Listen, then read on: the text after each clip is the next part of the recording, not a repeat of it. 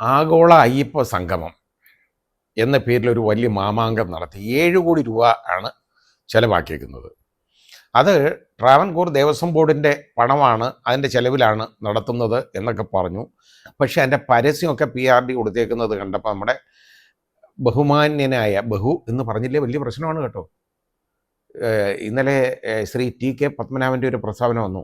97 വയസ്സായി അദ്ദേഹത്തിന്, 97 നടക്കുകയാണ്. ഞാൻ 97ൻ്റെ പടിവാദത്തിൽ നിൽക്കുന്ന ആളാണ്. ഇനി എനിക്ക് ജയിലിൽ കിടക്കാൻ വയ്യ, കാരണം ബഹു ചേർത്തില്ലെങ്കിൽ പ്രശ്നമാണ്. ബഹു മുഖ്യമന്ത്രി, ബഹു മന്ത്രി, എല്ലാവരെയും ബഹു.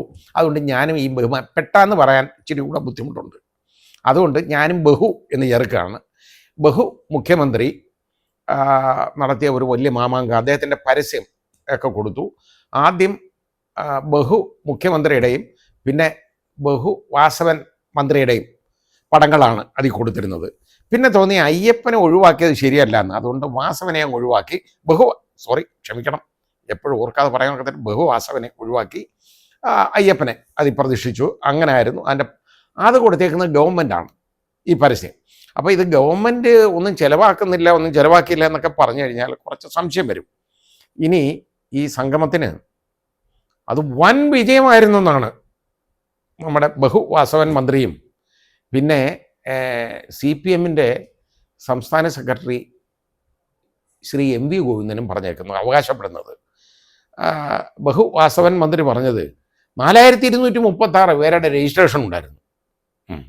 രജിസ്ട്രേഷനൊക്കെ ഉണ്ടായിരുന്നു. പക്ഷേ അവിടെ സീറ്റുകൾ ഒരു 3/4 ഭാഗവും കാലിയായിരുന്നു. നല്ല സീറ്റ് കേട്ടോ, എനിക്ക് ഇഷ്ടപ്പെട്ട്. നല്ല തൂവെള്ള സീറ്റുകൾ എല്ലാം ഒരുക്കിയിട്ടുണ്ട്. ഇനി ചിലപ്പോൾ ഈ ഊരാളുങ്കലാണല്ലോ ഈ പന്തലുമൊക്കെ ഇട്ട് ഈ സീറ്റും ഒക്കെ ഒരുക്കിയത്. അപ്പോൾ ഊരാളുങ്കലിന് നമ്മുടെ ബഹു മുഖ്യമന്ത്രിയോടുള്ള ഒരു അഭിനിവേശം കാരണം ചിലപ്പോൾ ഈ ഒരു 10,000-10,000 സീറ്റ് ഇട്ടതായിരിക്കും അധികം. അങ്ങനെ ചിലപ്പോൾ സംഭവിക്കാം. അതുകൊണ്ടായിരിക്കാം സീറ്റ് ഒഴിഞ്ഞ് കിടന്നേക്കുന്നത് കേട്ടോ. അല്ലാതെ ഇത് ആൾക്ക് താല്പര്യമില്ലാത്തതുകൊണ്ടൊന്നുമല്ല. ഒരുപാട് പേര് ഇതിനെ ബഹിഷ്കരിക്കുകയൊക്കെ ചെയ്തതാണ്.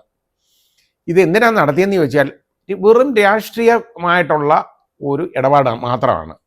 ഇപ്പോൾ ഇലക്ഷൻ അങ്ങോട്ട് വരുന്നു, അതായത് ഒരു മാസത്തിനകം, ഏതാണ്ട് ഒരു മാസം കഴിയുമ്പോഴത്തേക്ക് തദ്ദേശ സ്വയംഭരണ സ്ഥാപനങ്ങളിലെ ഇലക്ഷൻ പ്രഖ്യാപിക്കും കേട്ടോ. അത് മുന്നിൽ കണ്ടുകൊണ്ടാണ് ഈ കളി.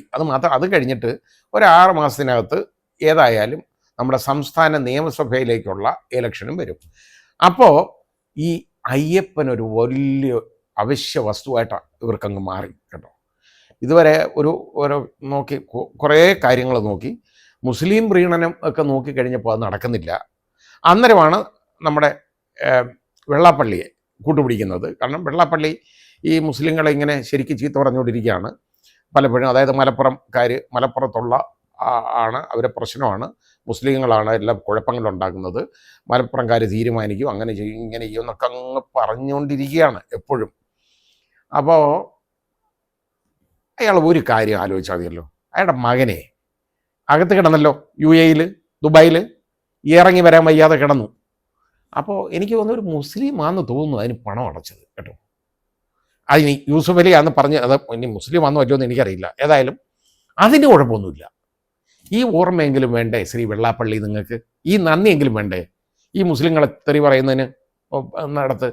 പക്ഷെ നിങ്ങൾക്ക് അത് പറഞ്ഞേ പറ്റൂ. ഇപ്പോൾ അതാണ് നിങ്ങളുടെ സ്ഥിതി. കുഴപ്പമില്ല, കാരണം മകനല്ല, നിങ്ങളും BJPയിലാണ്. അതിന് വേറെ പേരിട്ടേക്കുന്നുള്ളൂ, BDJS എന്നൊക്കെ ഒരു പേരിട്ടേക്കുന്നുള്ളേ ഉള്ളൂ, അതിലാണ്. അപ്പോൾ അങ്ങനെ വരുന്നുടനെ നിങ്ങൾക്ക് ഇപ്പോൾ പറയുന്നതിന് തെറ്റൊന്നുമില്ല. പക്ഷെ BJPക്കാർ പോലും മുസ്ലിങ്ങളെ തെറി പറയുന്നില്ല ഇപ്പോൾ. പക്ഷെ നിങ്ങൾക്ക് പറഞ്ഞാലേ ഒക്കൂ. രാജാവിനേക്കാൾ വലിയ രാജഭക്തി, അതാണ് നിങ്ങൾ കാണിക്കുന്നത്. ഇനി പോട്ടെ, ഞാനിത് പറഞ്ഞുകൊണ്ട് വന്നത് എന്താണെന്നറിയോ, ഈ ശ്രീ വെള്ളാപ്പള്ളിക്കെതിരെ ഒരുപാട് ആരോപണങ്ങൾ വന്ന് ഒരു വലിയ കേസുണ്ട്. അത് എനിക്കറിയാം ആ കേസ്. അത് കേസിനെക്കുറിച്ച് ഞാൻ കൂടുതൽ പറയുന്നില്ല. അതിൻ്റെ അന്വേഷണം നടന്നുകൊണ്ടിരിക്കുകയാണ്. ജാമ്യമില്ലാ വകുപ്പുകളുള്ള ഒരു ഒഫൻസാണ്. അങ്ങനെയുള്ള ഒരാൾ മുഖ്യമന്ത്രിയോടൊപ്പം കിയ കാറിനകത്ത് കയറി യാത്ര ചെയ്തു. ആഭ്യന്തര വകുപ്പിൻ്റെ ചുമതല വഹിക്കുന്ന മുഖ്യമന്ത്രി, ബഹു മുഖ്യമന്ത്രിയോടൊപ്പം യാത്ര ചെയ്തു കേട്ടോ. അത് ശരിയാണോ തെറ്റാണോ എന്ന് ബഹുമുഖ്യമന്ത്രി ഒന്ന് ആലോചിക്കണം. ഒരു കേസിലെ പ്രതിയെ, അന്വേഷണം നടക്കുന്ന ഒരു പ്രതിയെ അയാളെയും കൊണ്ട് കാറിനകത്ത് യാത്ര ചെയ്യുക. സർക്കാർ കൊടുത്തേക്കുന്ന കാറാണ്, അല്ലാതെ മുഖ്യമന്ത്രിയുടെ തറവാട്ട് വഴിയൊന്നുമല്ല കാറ്, കേരളത്തിൻ്റെ സമ്പത്താണ്. ആ കാറിനകത്ത് വെള്ളാപ്പള്ളി ഇതുപോലുള്ള ഒരു കേസിലെ പ്രതിയും കൊണ്ടാണ് കയറി യാത്ര ചെയ്തത്. അവിടെ ചെന്ന് ഇറങ്ങി പമ്പയിൽ, കാരണം വളരെ ഇത് അങ്ങോട്ട് പോകണ്ടേ. എന്നിട്ട് പറയും വെള്ളാപ്പള്ളിക്ക് അപ്പം അവിടെ ചെന്നപ്പോൾ ഒരു വെളിപാടുണ്ടായി കേട്ടോ. കാറിനകത്ത് ഇത്ര യാത്ര ചെയ്തല്ലോ. അപ്പോൾ ഉണ്ടായത് ശ്രീ പിണറായി വിജയൻ ഒരു ഭക്തനാണ്, കണ്ടുപിടിച്ചു കേട്ടോ. എവിടുന്ന ഭക്തി എന്നുള്ളത് നമുക്കറിയില്ല. നിരീശ്വരവാദിയാണെന്നാണ് പറഞ്ഞുകൊണ്ട് ഇതുവരെ നടന്നത്. ഇപ്പം എങ്ങനെ ഇന്നലെ അയ്യപ്പൻ്റെ പ്രതിമയൊക്കെ ഏറ്റുവാങ്ങുന്നതൊക്കെ കണ്ടു കേട്ടോ അവിടുന്ന്. അപ്പോൾ അതിനൊന്നും കുഴപ്പമില്ല. അപ്പോൾ ഏതായാലും നിരീശ്വരവാദി എന്നൊക്കെ പറഞ്ഞുകൊണ്ട് നടന്ന ആള് മാർക്സിസ്റ്റുകാർ സാധാരണ എങ്ങനെ പറയുന്നത് കേട്ടോ, എനിക്കിതിനെക്കുറിച്ച് അറിഞ്ഞൂടാ. ഏതായാലും ഇപ്പോൾ നിരീശ്വരവാദിയൊന്നും അല്ല, ഇപ്പോൾ ഭക്തനായി എന്ന് വെള്ളാപ്പള്ളി കണ്ടുപിടിച്ചു. അപ്പോൾ വെള്ളാപ്പള്ളി നമ്മുടെ മുഖ്യമന്ത്രിയെ ഒരുപാട് പൊഴുതുന്നു. അതുപോലെ മുഖ്യമന്ത്രി കിട്ടുന്ന അവസരത്തിലെല്ലാം വെള്ളാപ്പള്ളി നന്മയുടെ നിറകുടം, ശ്രീനാരായണ ഗുരുവിന് തുല്യം, ഈ രീതിയിലൊക്കെ പൊഴുത്തിക്കൊണ്ടിരിക്കുകയാണ്.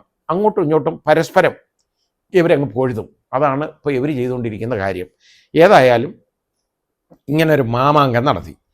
അതിൽ എന്താണ് ഇതിൽ നിന്ന് നേടിയതെന്നൊന്ന് ആലോചിച്ച് നോക്കിക്കോളൂ. അയ്യപ്പനെ വിലക്കെടുക്കാനുള്ള ഒരു ശ്രമമല്ലേ? പക്ഷെ അത് അത്ര എളുപ്പം പോകുന്ന ഒരു കാര്യമാണോ? ചിന്തിക്കണം. അയ്യപ്പനെ ഇങ്ങനെ വിലക്കെടുക്കാൻ പറ്റുന്നതാണോ? അയ്യപ്പനെ ഇങ്ങനൊന്നും വിലക്കെടുക്കാൻ ഒക്കത്തില്ല. അതാദ്യം മനസ്സിലാക്കണം. കുറേ ആളുകളൊക്കെ ഇതിനു വേണ്ടി അന്ന് കൂടൊക്കെ നിന്നു. രാഷ്ട്രീയക്കാർ, ആ പാർട്ടിക്കാർ മാത്രമല്ലാതെ വേറെ ആരും അവിടെ ഇല്ലായിരുന്നു. ഇനി ഏതായാലും ഒരു കാര്യം ചെയ്യാം. നമ്മുടെ മുഖ്യമന്ത്രി ഭക്തനായി മാറിയ സ്ഥിതിക്കും അയ്യപ്പ ഭക്തനായിട്ട് അങ്ങോട്ട് മാറിയ സ്ഥിതിക്കൊക്കെ ഇനി സഖാക്കൾക്ക് തലയും മുണ്ടിടാതെ തന്നെ ഈ അമ്പലങ്ങളിലെല്ലാം പോകാം. മറ്റേത് ഇങ്ങനെ പോകണമെങ്കിൽ അതിന് യഥാർത്ഥത്തിൽ അനുവാദമൊക്കെ വാങ്ങിക്കണം. ഇനി അതിൻ്റെ ആവശ്യമില്ല. കാരണം മുഖ്യമന്ത്രിയാണല്ലോ പാർട്ടി, മുഖ്യമന്ത്രിയാണ് പാർട്ടി. മുഖ്യമന്ത്രി കാണിച്ചു കൊടുത്തു എന്തൊക്കെ ചെയ്യാം എന്ന്. ഇനി അതുകൊണ്ട് സഖാക്കൾക്ക് ഒരു ബത്തപ്പാടും വേണ്ട, ഒരു ഉളുപ്പുമില്ലാതെ, യാതൊരു ബുദ്ധിമുട്ടും ഇല്ലാതെ ക്ഷേത്രങ്ങളിലൊക്കെ പോകാം കേട്ടോ. ഒരു കുഴപ്പമില്ല, അതൊരു വലിയ കാര്യമല്ലേ. കാരണം ഭക്തനായി മാറി അദ്ദേഹം ഭക്തനായപ്പോൾ നിങ്ങൾക്കൊക്കെ ഭക്തി ഉണ്ടാവാം, ഭക്തരാവാം, ഒരു പ്രശ്നമില്ല. ആ രീതിയിലേക്ക് കാര്യങ്ങൾ നീങ്ങി. പക്ഷേ ഇതിനകത്ത് അവസാനം എന്താണെന്നറിയോ, ഒരു 3 സെമിനാർ വെച്ചിരുന്നു. ആ 3 സെമിനാറിൻ്റെയും വേദികൾ ഞാൻ ഇന്നലെ കണ്ടു മാധ്യമങ്ങളിൽ. ആ 3 സെമിനാറിൻ്റെ വേദികളിൽ ഉണ്ടല്ലോ, ഏതാണ്ട് സെക്കൻഡ് ഷോയ്ക്ക് പണ്ട് പറയായിരുന്നു, ഇപ്പോൾ സെക്കൻഡ് ഷോയ്ക്കൊക്കെ ഇഷ്ടം പോലെ ഉണ്ട് കേട്ടോ. സെക്കൻഡ് ഷോയ്ക്ക് ആളിരിക്കുന്ന മാതിരി ആയിരുന്നു എന്ന് പറഞ്ഞാൽ 1-2 പേര് അവിടെ ഇവിടെയൊക്കെ ഇരിപ്പുണ്ട്, അതേ ഉള്ളൂ, ആരും ഇല്ല. അത് കഴിഞ്ഞിട്ട് പാപം വിജയ് യേശുദാസിൻ്റെ ഒരു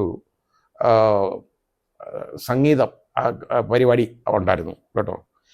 വിജയ് യേശുദാസ് അയാളുടെ ജീവിതത്തിൽ ഇതുപോലൊരു അവഹേളനം സഹിച്ച് കാണില്ല. കാരണം ഒഴിഞ്ഞ കസേരകൾക്ക് മുമ്പ് ഇന്ന് പാടണ്ടേ, വലിയൊരു ഗായകനല്ലേ. അതാണ്, അങ്ങനെ ഒരു അനുഭവം കൂടെ ഉണ്ടായിട്ടുണ്ട്. അപ്പോൾ ഇത്രയും സീറ്റുകൾ ഇങ്ങനെ കാലിയായി കിടക്കുകയാണ്. എന്നിട്ടാണ് വാസവൻ മന്ത്രി പറഞ്ഞത് 4236 രജിസ്ട്രേഷൻ ഉണ്ടായിരുന്നു. അവിടെ അവർ കുറേ പേര് ചിലപ്പോൾ അവിടുന്ന് ആഹാരം കഴിക്കാൻ പോയി കാണും. അപ്പോൾ ഉദര പോരാണ്, അതാണ് ഇതിൻ്റെ സ്റ്റാപ്പാട് കഴിക്കാൻ പോയി കാണും. ചിലർ അങ്ങോട്ടും ഇങ്ങോട്ടും ബീഡി വലിക്കാനോ ഒക്കെ പോയി, അതൊക്കെ ആയിരിക്കും സംഭവം.